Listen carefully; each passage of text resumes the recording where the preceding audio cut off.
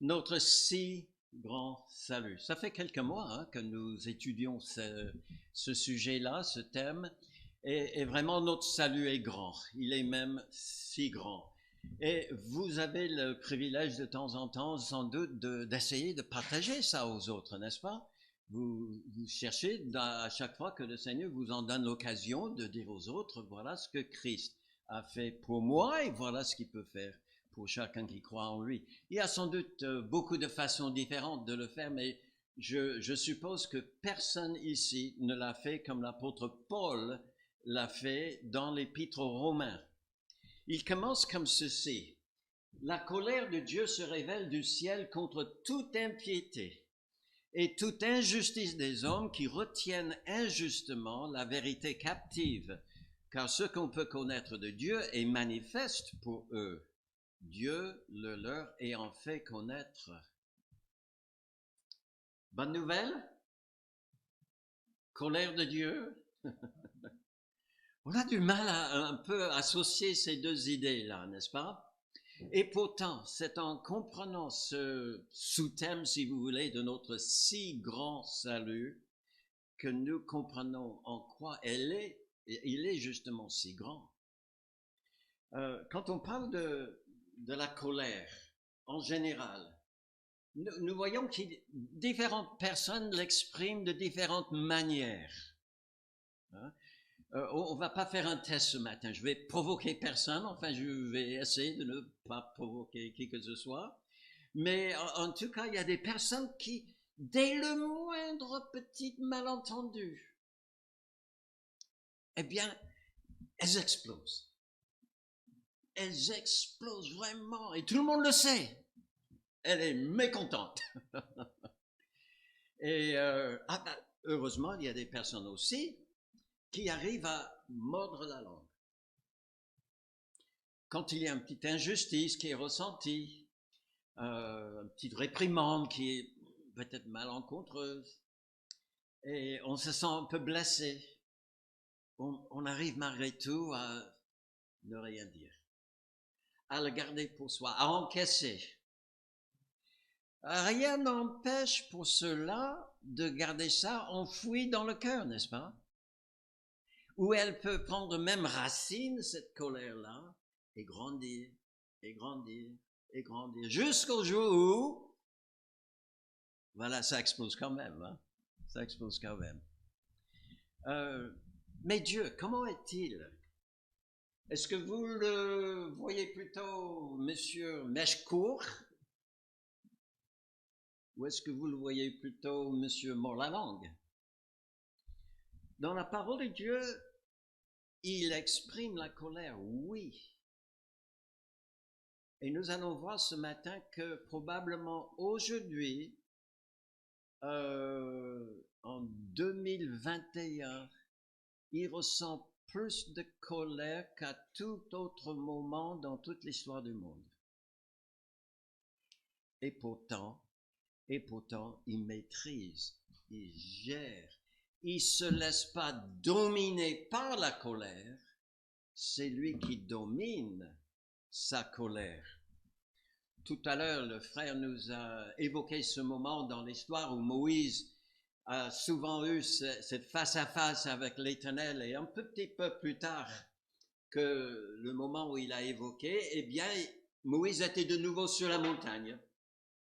Et il a demandé à Dieu de se révéler, de dire de nouveau son nom. Et voilà comment l'Éternel a répondu. L'Éternel passa devant lui, Moïse, et il proclama l'Éternel. L'Éternel, c'est notre Yahvé de tout à l'heure. L'Éternel, Dieu miséricordieux et faisant grâce, lent à la colère. Voyez, est grande en bonté et en vérité. Il maîtrise. Ça sous-entend qu'il ressent la colère, mais il est lent à l'exprimer. Il prend son temps. Des années ont passé depuis Moïse, plusieurs siècles même, et Israël avait été amené par l'Éternel dans le pays promis. Les années ont passé et Israël s'est éloigné progressivement de plus en plus de l'Éternel. Et la colère a monté, monté. Est-ce qu'elle a explosé? Non, Dieu a envoyé un de ses prophètes, Ésaïe, pour dire ceci à son peuple en ce temps-là, à cause de mon nom, dit-il. Le nom de l'Éternel, celui qui est lent à la colère, à cause de mon nom, je suspends ma colère. À cause de ma gloire, je me contiens envers toi. J'ai la colère envers toi, mais je le contiens pour ne pas t'exterminer. Vous voyez à quelle grandeur était la colère de Dieu à ce moment-là? S'il n'avait pas retenu sa colère, la nation entière aurait été exterminée. Mais il dit, je suspends ma colère, je me contiens envers toi pour ne pas t'exterminer. Qu'est-ce qui provoque la colère de Dieu? Le verset que nous avons lu tout à l'heure dans l'Épître aux Romains a trois expressions qui peuvent nous mettre sur la bonne piste pour répondre à cette question. La première expression, est-ce que vous le voyez bien là? Est-ce que ça a l'air un peu flou? Non, ça va? Ok, très bien. La première expression qui vient, c'est que Dieu retienne, enfin, il est en colère contre ceux qui retiennent injustement la vérité captive. Et cette expression retenir captive est une expression qui signifie de enfoncer quelque chose. Si vous voulez vraiment de le forcer à rester bas, de ne pas se lever, de ne pas s'exprimer. Dieu dit sa vérité. Il se présente à l'humanité dans tout son amour, dans toute sa grâce, mais aussi dans toute sa justice, toute sa vérité. Et est-ce que l'homme veut toujours écouter? Et non. Ils l'ont entendu, mais ils ne veulent pas laisser cette parole, cette révélation de Dieu les influencer dans leur quotidien. Ils refusent ce que Dieu dit. Puis la deuxième expression, c'est il se fâche, Dieu se fâche, il est en colère contre toute impiété aussi. Alors être impie signifie de refuser d'accorder à Dieu la place qu'il mérite dans notre cœur et dans notre vie. Ce matin, j'étais vraiment content de voir qu'ensemble, nous avons pu lever nos voix pour exprimer notre reconnaissance envers lui, de glorifier, louer notre Dieu. Mais est-ce que tout le monde le fait? Dans notre monde, aujourd'hui, il y a beaucoup de monde. Dieu, qui est Dieu? Un peu comme les Israélites à l'époque. Dis-moi son nom. Ils ignorent complètement qui est Dieu et comment il est. Et forcément, Dieu n'a pas de place dans leur vie, dans le cœur. Alors qu'il s'est révélé. C'est ça d'être impie. Et puis, la colère de Dieu se manifeste également contre toute impiété, mais aussi toute injustice. Faire ce qui est injuste, c'est de faire ce qui est contraire aux lois de l'Éternel. Et forcément, si on ne connaît pas, si on n'écoute pas la parole de Dieu, est-ce qu'on va le révérer comme le seul Dieu vrai? Probablement pas, on ne le connaît pas. Est-ce qu'on va suivre ses lois? Non plus. Alors aujourd'hui, je vous demande, quelle est la conclusion qu'on peut tirer par rapport à la colère de Dieu aujourd'hui? Moi, je dirais que Dieu est en colère, mais pas seulement ça. C'est pas seulement une personne, deux personnes, trois, les plus méchants, les plus criminels, les pires de ce monde. C'est tout le monde qui agit plus ou moins comme ça. Juste quelques versets plus tard, après avoir dit que la colère de Dieu se montre du ciel contre tous ceux qui retiennent la vérité captive, toute impiété, toute injustice, Paul dit ceci, selon qu'il est écrit, il n'y a point de juste, pas même un seul. Je vous pose une question, vous qui me voyez ce matin. Est-ce que je suis juste? Pas à vos yeux, aux yeux de l'Éternel. Est-ce que je suis juste?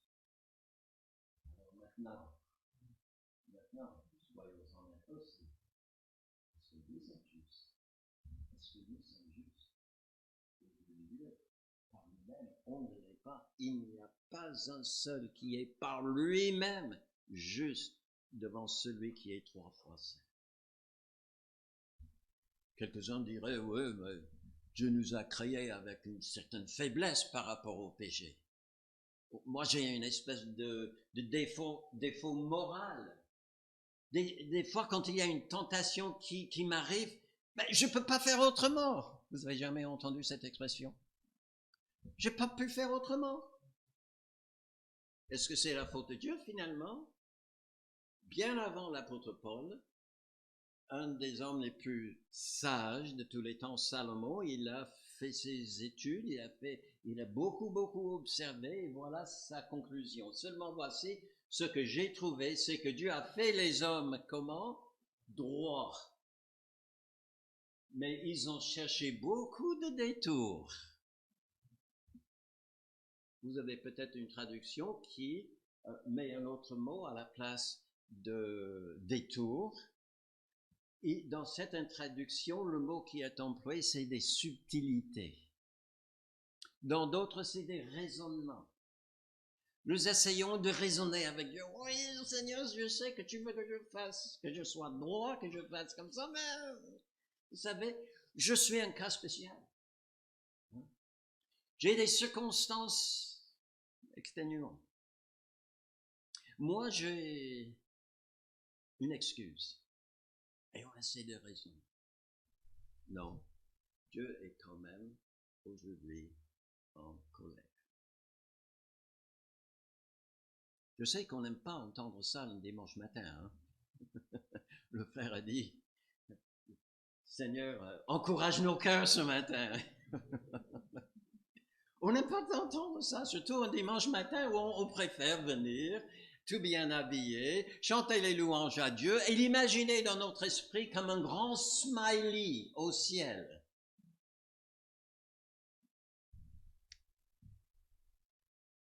Mais aujourd'hui, je dois vous dire que j'ai cherché dans la parole de Dieu et j'ai trouvé plus de 400 versets qui parlent de la colère de Dieu.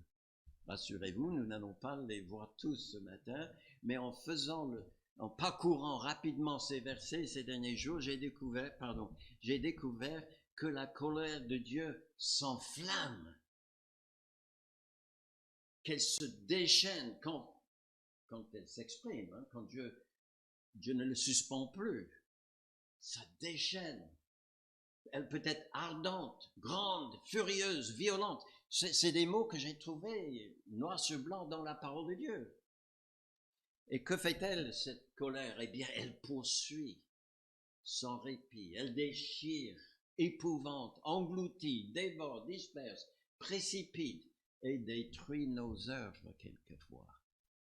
Quand nous essayons d'agir contre la volonté de Dieu, de faire à notre idée et de mener notre barque tout seul, Dieu peut envoyer des vents contraires. Elle s'achève en allant jusqu'à détruire les hommes de la face de la terre. Et on a un exemple de cela dans la parole de Dieu, hein, quand il y a eu le déluge. Et devant lui, dit la parole de Dieu, la terre, quand Dieu se lève et qu'il se met finalement, enfin, il laisse exprimer la colère qu'il a retenue jusque-là. La terre entière commence à trembler. Parce que c'est sur la terre que les hommes qui provoquent Dieu vivent. Et si ça va frapper les hommes, la terre commence à trembler. Nous verrons un exemple de cela tout à l'heure. Cette colère est bien méritée, parce que la Bible emploie ce mot-là très très souvent par rapport à nous. Nous provoquons Dieu. Des fois, on cherche à minimiser un peu la gravité du péché en employant des termes tels que « Oh, c'est un petit péché mignon ». Vous connaissez des péchés mignons? Oh, pour nous, c'est vrai, il y a des choses, on laisse passer comme ça, on va pas réagir, nous, face à, on va dire, des petites bêtises. Mais ça provoque Dieu, ça provoque sa colère. Il est vrai aussi que certaines personnes qui professent connaître Dieu, alors là, on parle entre nous, d'accord? Des personnes qui professent connaître Dieu se détournent de lui parfois dans leur vie pour se donner d'autres affections, essayer de garder certains plaisirs. Oh oui, je sais que Dieu aurait préféré que je fasse pas telle chose, ou que je ne regarde pas telle chose, ou que je passe pas du temps à faire telle chose, mais bon, c'est pas méchant, et puis ça fait de mal à personne. Aussi, il y a la personne, la première, qui voit et qui se sent provoquée quand cela arrive. D'ailleurs, il y a un des textes dans la parole de Dieu qui, pour moi, est un des plus tristes de toute la parole de Dieu, et c'est contenu dans une lettre que Dieu a fait envoyer à une église, l'église de Thyatire, dans le livre de l'Apocalypse. Et voilà juste un petit extrait de ce qu'il a écrit à cette église. Mais ce que j'ai contre toi, il dit à cette église, c'est que tu laisses la femme appelée Jézabel. Je ne sais pas si c'était son vrai nom ou juste pour la caractériser un petit peu par rapport à une autre Jézabel que nous connaissons dans l'Ancien Testament qui était super méchante et orgueilleuse, etc. Mais en tout cas, tu laisses à la femme Jézabel, qui se dit prophétesse, enseigner et séduire mes serviteurs pour qu'ils se livrent à la débauche et qu'ils mangent des viandes sacrifiées aux idoles. Du mal à imaginer que ça arrive dans une église, hein? Merci Seigneur, j'ai jamais remarqué ça ici chez nous. Mais attention, hein? Attention, c'est déjà arrivé une fois. Et ce qui est formidable, c'est que Dieu a dit dans la lettre, je lui ai donné du temps afin qu'elle se repente. Elle en a profité de ce temps? Eh bien, elle ne veut pas se repentir de sa débauche. C'est presque pire, hein, que tout ce qu'elle a fait jusque-là. Dieu lui donne une occasion de se repentir, elle dit non, je veux pas. Je préfère ma voie à moi, je préfère ma débauche à moi. Alors Dieu dit, voici, je vais la jeter sur un lit et envoyer une grande tribulation à ceux qui commettent l'adultère avec elle, à moins qu'ils se repentent de leurs œuvres. Je frapperai de mort ces enfants. Oula. Et toutes les églises connaîtront que je suis celui qui sonde les reins et les cœurs, et je rendrai à chacun de vous selon ses œuvres.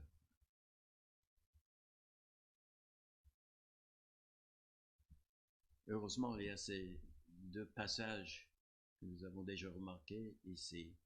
Oui, Dieu est un Dieu qui peut ressentir, et même très fortement, la colère, mais il dit en même temps, je donne un temps pour repentir.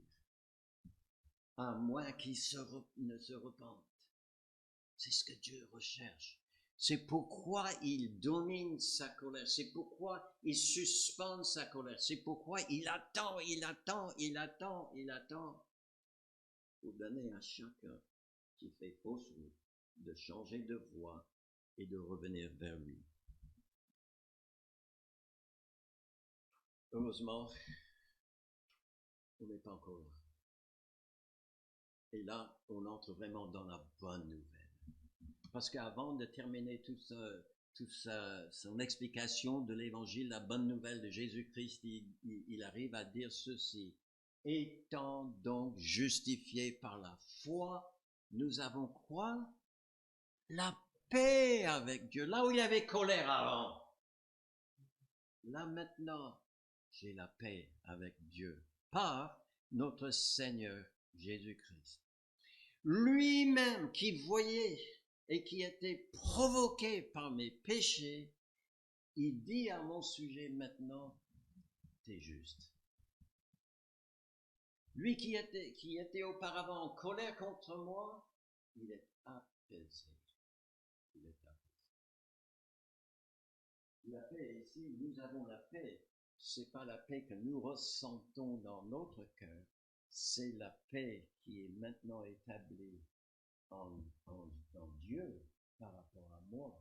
Il y a deux expressions dans le Nouveau Testament par rapport à la paix. Il y a la paix avec Dieu, ce que Dieu ressent à mon sujet. Et après, il y a la paix de Dieu qui inonde mon cœur. Et je suis aussi en paix avec lui. Mais là, c'est la paix de Dieu.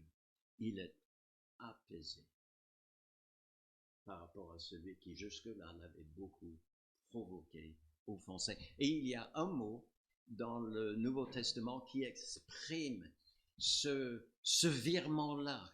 Comment ce Dieu qui auparavant pouvait être dans une telle rage contre le pécheur pouvait tout d'un coup s'ouvrir, pouvait tout d'un coup être apaisé. Et c'est le mot propitiation.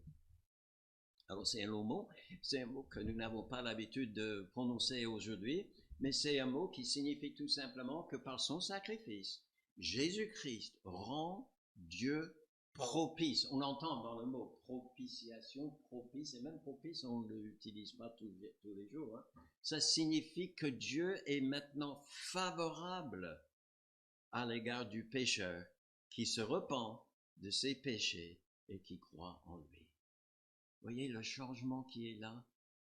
C'est Jésus-Christ, par son sacrifice, qui rend Dieu propice. Le mot propitiation qui est employé dans le Nouveau Testament a été employé un peu différemment par les Grecs, parce que Paul, il s'exprimait en grec.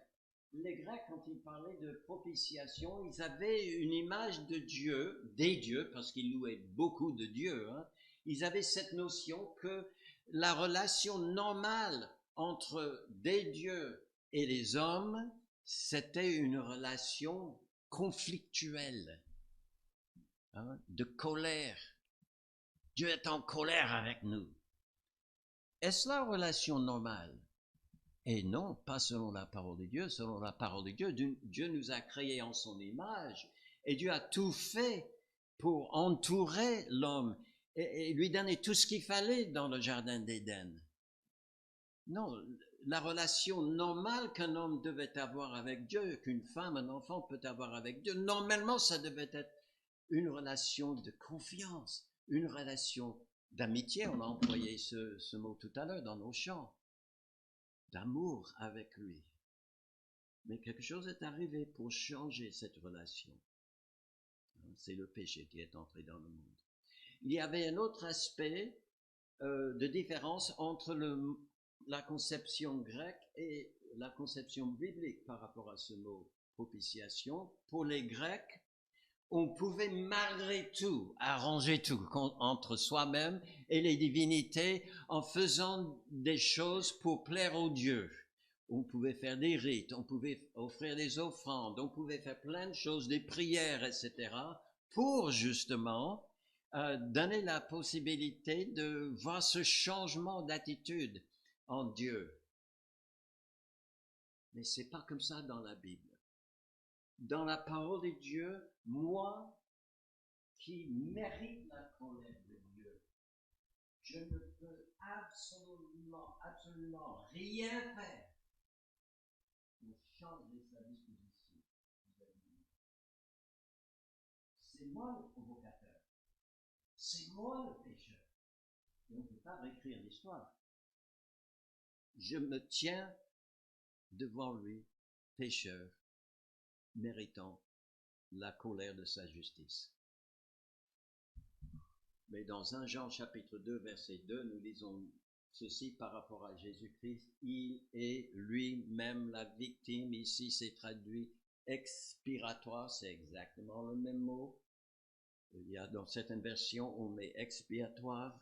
Celui qui ôte le péché. Il a bien fait, Jésus-Christ.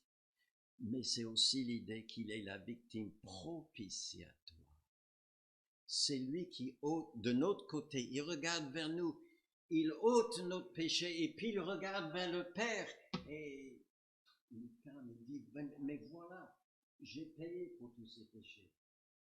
Regarde maintenant, lui qui a mis sa foi en moi, il est blanchi, il n'y a plus rien pour te provoquer, mon Père.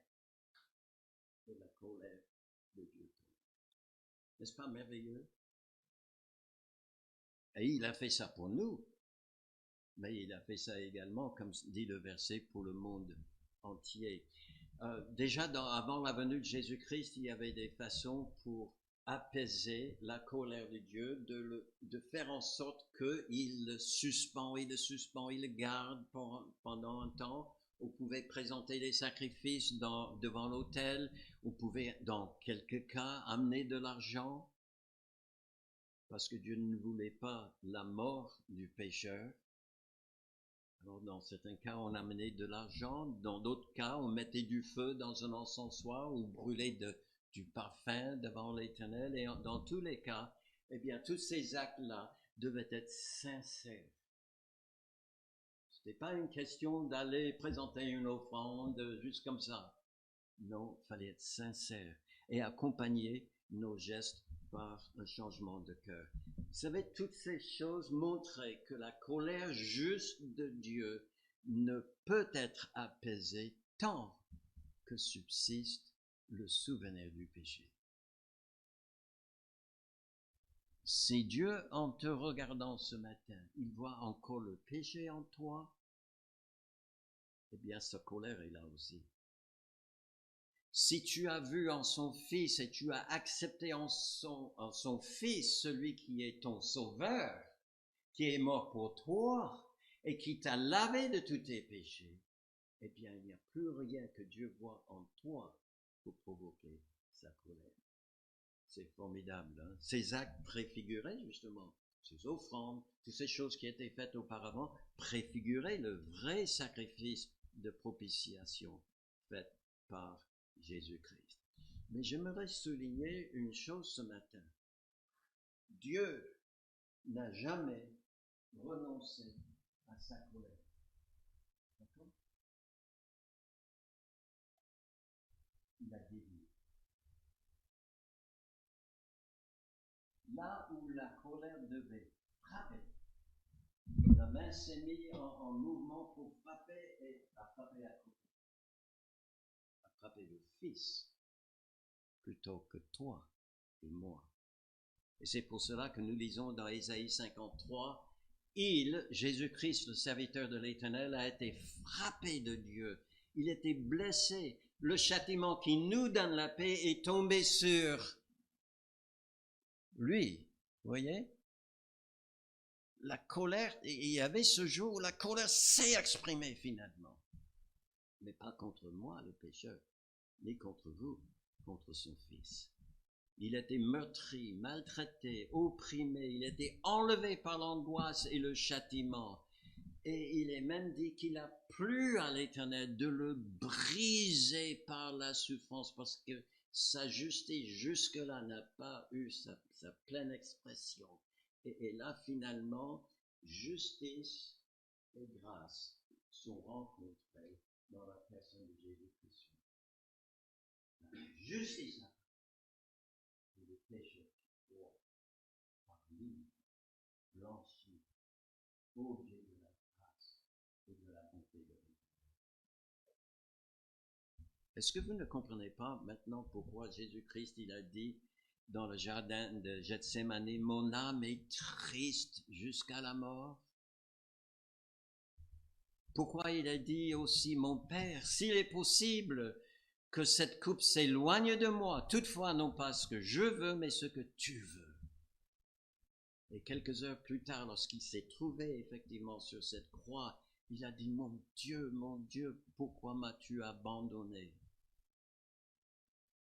Et puis, Père, je remets mon esprit entre tes mains.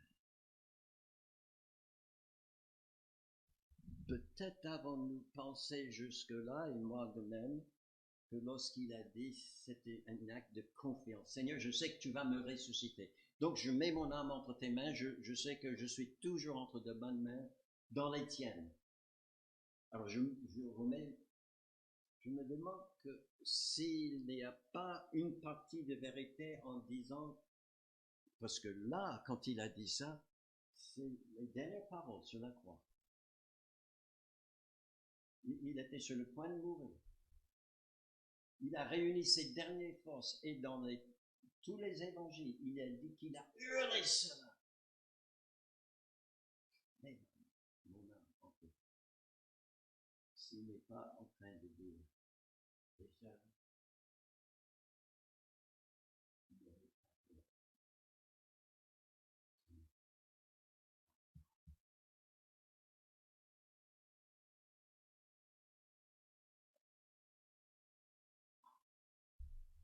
tout est retenu depuis toutes ces années.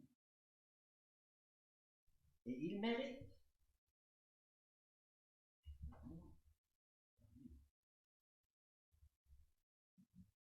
C'est grand, hein?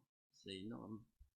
La Bible dit que lorsque c'est arrivé qu'il a soupiré, enfin, il a rendu l'esprit, eh bien le voile dans le temple s'est déchiré depuis le haut jusqu'en bas. Je sais que ça signifie aussi qu'il y avait un chemin qui était ouvert, qui était fermé jusque dans le lieu saint, dans le temple, et nous pouvons aller maintenant juste devant Dieu nous-mêmes à travers le sang de Jésus. Mais il y a quelque chose là qui représente aussi Jésus-Christ sur la croix, qu'à ce moment-là, il était déchiré du haut jusqu'en bas. Pour toi, pour moi. La Bible dit aussi, nous l'avons vu tout à l'heure, que la terre a tremblé quand ça s'est produit. Que les rochers autour, et il y a beaucoup de rochers autour de Jérusalem, je ne sais pas si vous avez jamais remarqué, il y a beaucoup de montagnes, beaucoup de collines, beaucoup de rochers, ça s'est fendu. J'ai jamais pensé à ça avant, mais ce dernier instant dans la vie de Jésus-Christ sur la croix, et quand il meurt, il a dû y avoir un vacarme énorme, un tremblement de terre, les rochers qui se fendent.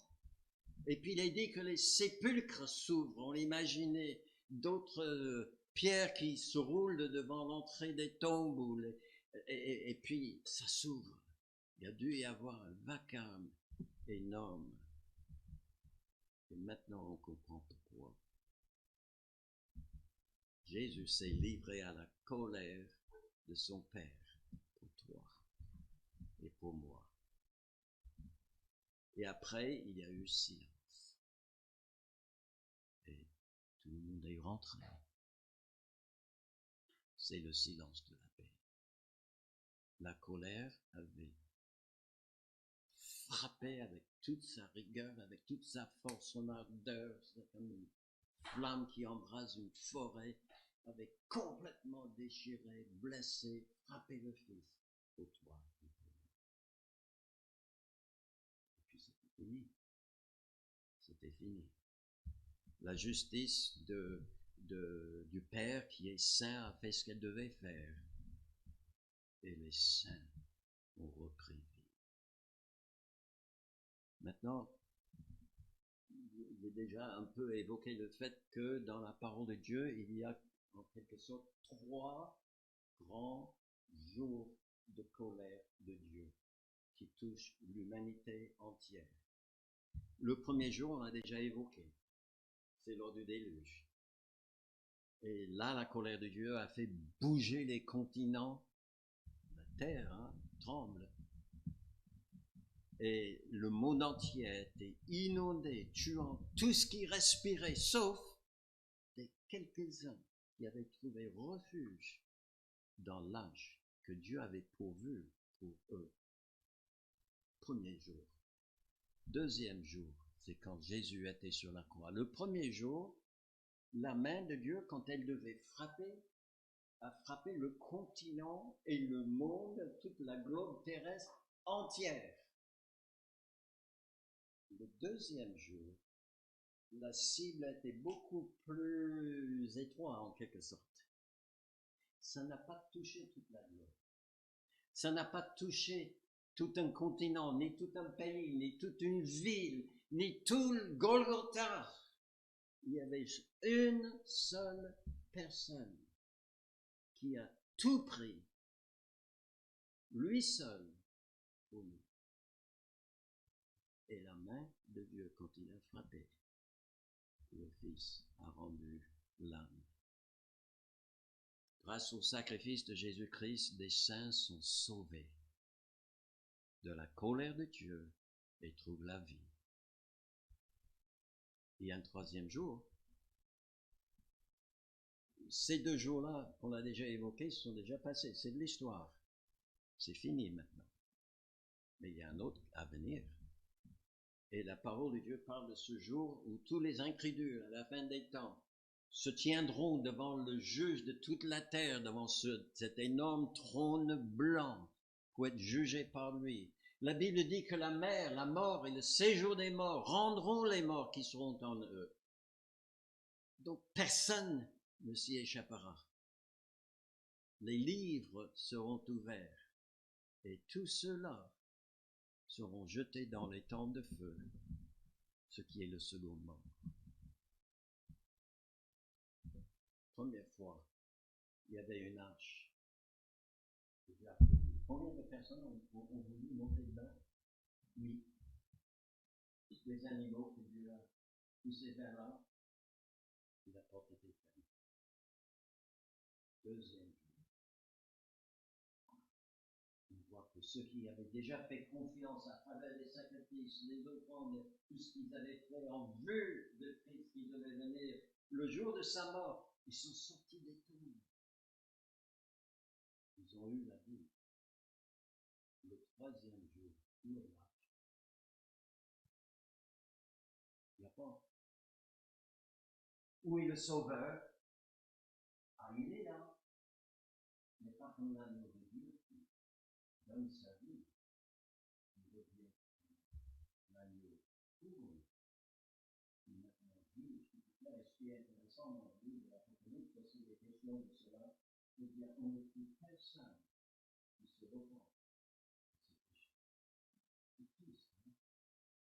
C'est un peu comme cette lettre qui avait été envoyée à l'église de Thyatire. Je leur ai donné une occasion de se repentir. Ils n'ont pas voulu. Cette église n'existe plus. Ce jour-là, personne ne cherchera un abri. Personne ne cherchera. Tous seront condamnés. Mais on n'est pas encore à ce jour-là. On n'est pas encore là. Que faire en attendant? Eh bien, 2 Corinthiens chapitre 6, verset 2 dit ceci. Il dit, c'est Dieu qui parle, au temps favorable, je t'ai exaucé. Au jour du salut, je t'ai secouru. C'est quand le jour du salut? Voici maintenant le temps favorable. Voici maintenant le jour du salut. C'est aujourd'hui. Faut pas attendre le jour de la grande colère de Dieu. C'est aujourd'hui, jour de salut. Ça signifie que maintenant, Dieu exauce nos prières. Il est prêt à vous écouter. Ceux qui nous regardent de loin, ceux qui sont présents, il écoute nos prières. Il est prêt à vous écouter. C'est aujourd'hui, c'est maintenant que Dieu est prêt à vous secourir, à être cette arche pour vous. C'est aujourd'hui le jour et maintenant le moment où tu peux être sauvé. C'est quelque chose de formidable. Je vous encourage à ne pas être comme ceux qui se tiendront devant le grand trône à la fin des temps, qui ne chercheront pas, qui ne voudront pas, mais alors qu'aujourd'hui il appelle encore, eh bien que tu pries peut-être comme ce publicain dont Jésus-Christ il avait parlé, qui est allé au temple et il entrait par la porte, mais il n'osait même pas s'avancer. Il se tenait à distance. Il levait même pas le regard. Mais il se frappait la poitrine en disant, « Oh Dieu, sois apaisé envers moi, qui suis un pécheur. » Vous pouvez faire ça aujourd'hui. Vous savez, on n'évite pas la colère de Dieu parce que maman et papa ont trouvé le moyen. d'éviter la colère de Dieu. Ou tel oncle ou tel tante ou grand-parent étaient engagés pour Dieu, etc. Non, c'est chacun pour soi.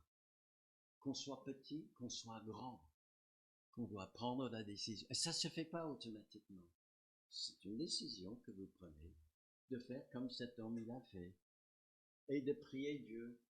Sois apaisé, c'est encore exactement le même mot. Sois propice. Je te demande ta faveur. Je demande aujourd'hui ta grâce. Sauve-moi par Jésus-Christ. Et vous pouvez le faire aujourd'hui. N'attendez pas le grand jour de la colère de Dieu. Profitez aujourd'hui de son salut. Et si vous le faites, si aujourd'hui tu dis oui, je veux que Jésus soit mon sauveur et je mets ma confiance en lui aujourd'hui, eh bien tu diras comme les Juifs d'autrefois. Tu diras en ce jour-là, aujourd'hui, si vous prenez la décision aujourd'hui, tu diras en ce jour-là, je te loue, ô Éternel, car tu as été irrité contre moi. Oui, mais ta colère s'est détournée et tu m'as consolé. Voici Dieu est ma délivrance. Je serai plein de confiance. Je ne craindrai rien, car l'Éternel est ma force et le sujet de mes louanges. C'est lui qui m'a sauvé. Vous puiserez de l'eau avec joie aux sources du salut. Et vous direz en ce jour-là, louez l'Éternel, invoquez son nom, publiez ses œuvres parmi les peuples, rappelez la grandeur de son nom. Célébrez l'Éternel, car il a fait des choses magnifiques, qu'elles soient connues par toute la terre. Pousse des cris de joie et d'allégresse, habitants de Sion, car il est grand au milieu de toi, le Saint d'Israël. Nous avons un grand salut. Un si grand salut. Je propose qu'on termine par la prière. Peut-être vous pouvez être comme ceux qui diraient, je m'identifie avec ces Juifs qui ont connu le secours de l'Éternel, qui avaient invoqué son nom. Moi, je l'ai fait, j'ai mis ma confiance en lui. Eh bien, je veux célébrer son nom. Je veux le louer. Vous pouvez le faire dans le fond. Voilà, ce matin, pour terminer ce culte, tu peux lui dire toute la gratitude que tu ressens. Peut-être tu peux dire, ouais, je l'ai fait et je suis convaincu de mon salut, mais je sais que des fois, j'essaie de reprendre les rênes de ma vie, reprendre le contrôle de ma vie, et ça ne va pas. Alors, tu peux lui demander pardon. Il est toujours celui qui pardonne. Et tu peux aussi, si tel est votre cas, vous pouvez dire, oh Seigneur, je te reçois comme mon sauveur. Je vous laisse prier ce matin.